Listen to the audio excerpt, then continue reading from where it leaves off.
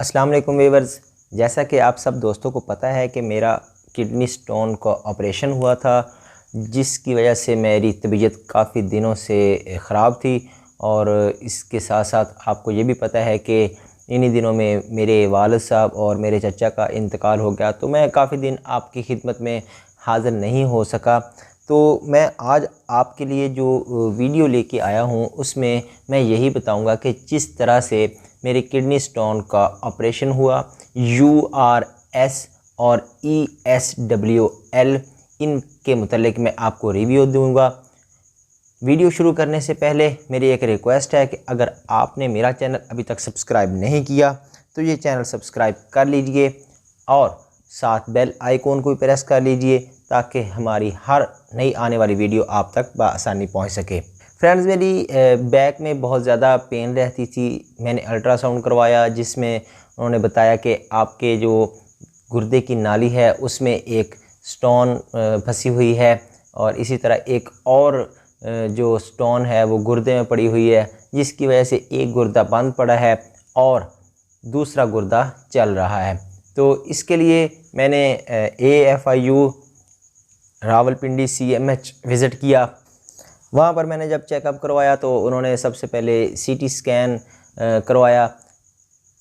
उस CT KUB की report में मेरी जो गुर्दे की पत्थरी थी जो वो 10 mm, इसी तरह जो दूसरी पत्थरी थी वो भी तकरीबन 10 mm के जो लोअर पोल में थी, 10 mm के करीब थी और उसकी डेंसिटी 1070 यानी 1070 थी।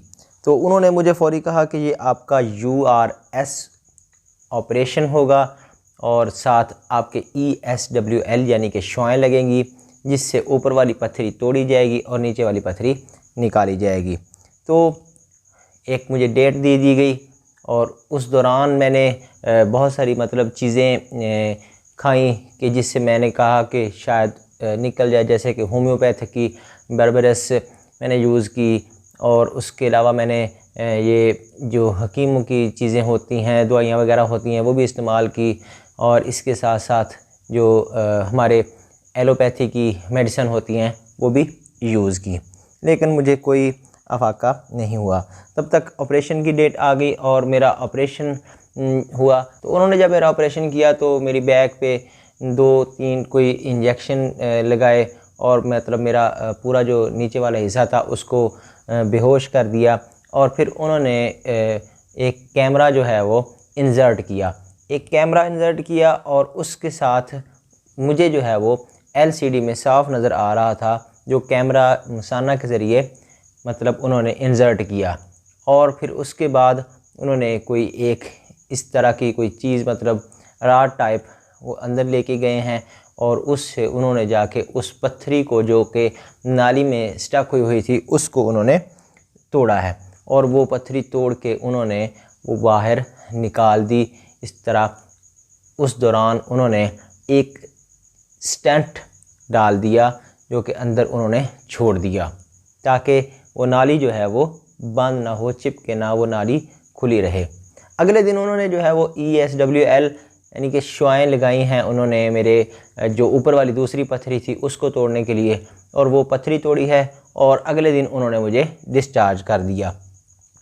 अब जबकि मैं अगले दिन ही घर आ गया था, 3-4 दिन के बाद मुझे जो है वो एक एक दाना जो है वो पत्थरी का छोटा छोटा करके निकल रहा था, जो ऊपर वाली उन्होंने पत्थरी तोड़ी थी, और इस तरह वो निकलती रही। लेकिन इसके साथ साथ मुझे बहुत ज़्यादा बुखार होना शुरू हो गया और डेली मुझे बहुत ज़्यादा बुखार रहता, कोई ऐसा दिन नहीं था जिस दिन जो है वो बुखार ना हुआ हो। मैं जब दोबारा 21 दिन के बाद जब गया चेकअप करवाने के लिए तो उन्होंने कहा कि अभी पत्थरी जो है वो टूटी नहीं है, तो दोबारा शुआएं लगवाएं। तो दोबारा उन्होंने शुआएं लगाई हैं और इस तरह उन्होंने मुझे मेरा स्टंट जो है वो नहीं निकाला, इसलिए कि अभी तक जो है वो आपके ऊपर वाली पत्थरी पड़ी है, जब वो निकलेगी तो इसके बाद स्टंट निकालेंगे। तकरीबन 35 डेज़ के बाद मैं दोबारा जब गया हूँ तो उन्होंने कहा कि आपकी पत्थरी जो है वो टूटी पड़ी है लेकिन अभी तक निकल नहीं रही है, लेकिन आपका स्टंट रिमूव कर देते हैं और पत्थरी बाद में निकलती रहेगी। स्टंट दोस्तों मैं आपको बता दूं कि ये 3-4 मिनट का प्रोसेस है लेकिन बड़ा तकलीफ़ दह है। उन्होंने सिर्फ जेल लगाई थी और जेल लगाने के बाद उस स्टंट को उन्होंने रिमूव किया। वो बहुत तकलीफ़ दह था, मतलब ये 3-4 मिनट का प्रोसेस था और इसके बाद मैं घर आ गया था। अब पथरी जो थी वो किस तरह, जो शुआओं के बाद जो टूटी पड़ी थी वो पथरी, मैं किस तरह से मतलब उसको निकालने के लिए क्या यूज़ किया, तो मैं आपको बता दूं कि आब हयात या ज़ख्म हयात या जिसको पत्थर चटा भी कहते हैं, ये पत्ता जो है वो मैं रोज़ाना एक सुबह सुबह खाता, निहार मुँह एक पत्ता खाता और साथ पानी पीता, जिसके साथ ये मतलब पथरी जो है वो बड़ी तेज़ी से रिमूव हो गई है। ये मेरा एक रिव्यू था, मेरा अपना आइडिया था।